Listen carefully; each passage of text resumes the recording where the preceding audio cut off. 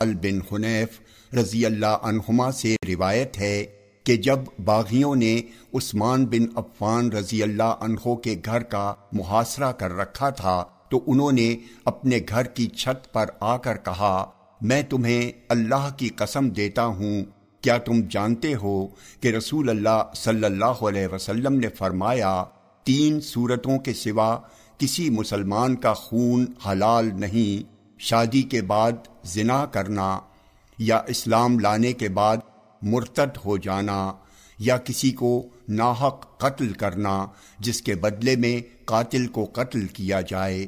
اللہ کی قسم، میں نے نہ جاہلیت میں زنا کیا ہے، نہ اسلام میں، نہ رسول اللہ صلی اللہ علیہ وسلم سے بیعت کرنے کے بعد میں مرتد ہوا ہوں، اور نہ ہی اللہ کے حرام کردہ کسی نفس کا قاتل ہوں۔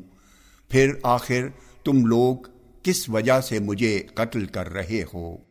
جامع ترمذی حدیث نمبر 2158۔ یہ حدیث صحیح ہے۔ عامر بن احوص رضی اللہ عنہ کہتے ہیں کہ میں نے حجۃ الوداع میں رسول اللہ صلی اللہ علیہ وسلم کو لوگوں سے خطاب کرتے سنا، یہ کون سا دن ہے؟ لوگوں نے کہا، حج اکبر کا دن ہے۔ آپ نے فرمایا، تمہارے خون، تمہارے مال اور تمہاری عزت و آبرو تمہارے درمیان اسی طرح حرام ہیں جیسے تمہارے اس شہر میں تمہارے اس دن کی حرمت و تقدس ہے۔ خبردار، جرم کرنے والے کا وبال خود اسی پر ہے۔ خبردار، باپ کے قصور کا مواخذہ بیٹے سے اور بیٹے کے قصور کا مواخذہ باپ سے نہ ہوگا۔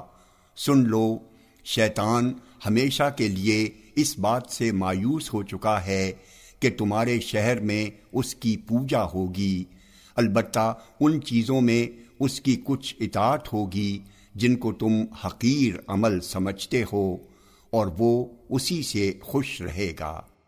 جامع ترمذی حدیث نمبر 2159۔ یہ حدیث صحیح ہے۔ یزید بن صائب رضی اللہ عنہ کہتے ہیں کہ رسول اللہ صلی اللہ علیہ وسلم نے فرمایا، تم میں سے کوئی شخص کھیل کود میں ہو یا سنجیدگی میں اپنے بھائی کی لاٹھی نہ لے، اور جو اپنے بھائی کی لاٹھی لے تو وہ اسے واپس کر دے۔ جامع ترمذی حدیث نمبر 2160۔ یہ حدیث صحیح ہے۔ صائب بن یزید رضی اللہ عنہ کہتے ہیں کہ نبی اکرم صلی اللہ علیہ وسلم کے ساتھ میرے والد یزید رضی اللہ عنہ نے حجۃ الوداع کیا، اس وقت میں 7 سال کا تھا۔ جامع ترمذی حدیث نمبر 2161۔ یہ حدیث حسن ہے۔ ابو ہریرہ رضی اللہ عنہ سے روایت ہے کہ نبی اکرم صلی اللہ علیہ وسلم نے فرمایا، جو شخص اپنے بھائی کی طرف ہتھیار سے اشارہ کرے تو فرشتے اس پر لعنت بھیجتے ہیں۔ جامع ترمذی حدیث نمبر 2162۔ یہ حدیث صحیح ہے۔ جابر رضی اللہ عنہ کہتے ہیں کہ رسول اللہ صلی اللہ علیہ وسلم نے ننگی تلوار لینے اور دینے سے منع فرمایا۔ جامع ترمذی حدیث نمبر 2163۔ یہ حدیث صحیح ہے۔ ابو ہریرہ رضی اللہ عنہ سے روایت ہے کہ نبی اکرم صلی اللہ علیہ وسلم نے فرمایا، جس نے فجر پڑھ لی وہ اللہ کی پناہ میں ہے۔ پھر اس بات کا خیال رکھو کہ اللہ تعالیٰ تمہارے درپے نہ ہو جائے اس کی پناہ توڑنے کی وجہ سے۔ جامع ترمذی حدیث نمبر 2164۔ یہ حدیث صحیح ہے۔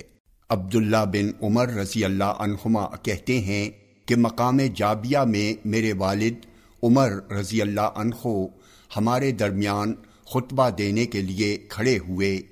انہوں نے کہا، لوگو، میں تمہارے درمیان اسی طرح خطبہ دینے کے لیے کھڑا ہوا ہوں جیسے رسول اللہ صلی اللہ علیہ وسلم ہمارے درمیان کھڑے ہوتے تھے۔ آپ صلی اللہ علیہ وسلم نے فرمایا، میں تمہیں اپنے صحابہ کی پیروی کی وصیت کرتا ہوں۔ پھر ان کے بعد آنے والوں یعنی تابعین کی، پھر ان کے بعد آنے والوں یعنی تبع تابعین کی، پھر جھوٹ عام ہو جائے گا یہاں تک کہ قسم کھلائے بغیر آدمی قسم کھائے گا اور گواہ گواہی طلب کیے جانے سے پہلے ہی گواہی دے گا۔ خبردار، جب بھی کوئی مرد کسی عورت کے ساتھ خلوت میں ہوتا ہے تو ان کے ساتھ تیسرا شیطان ہوتا ہے۔ تم لوگ جماعت کو لازم پکڑو اور پارٹی بندی سے بچو، کیونکہ شیطان اکیلے آدمی کے ساتھ رہتا ہے، دو کے ساتھ اس کا رہنا نسبتاً زیادہ دور کی بات ہے۔ جو شخص جنت کے درمیانی حصے میں جانا چاہتا ہو وہ جماعت سے لازمی طور پر جڑا رہے، اور جسے اپنی نیکی سے خوشی ملے اور گناہ سے غم لاحق ہو، حقیقت میں وہی مومن ہے۔ جامع ترمذی حدیث نمبر 2165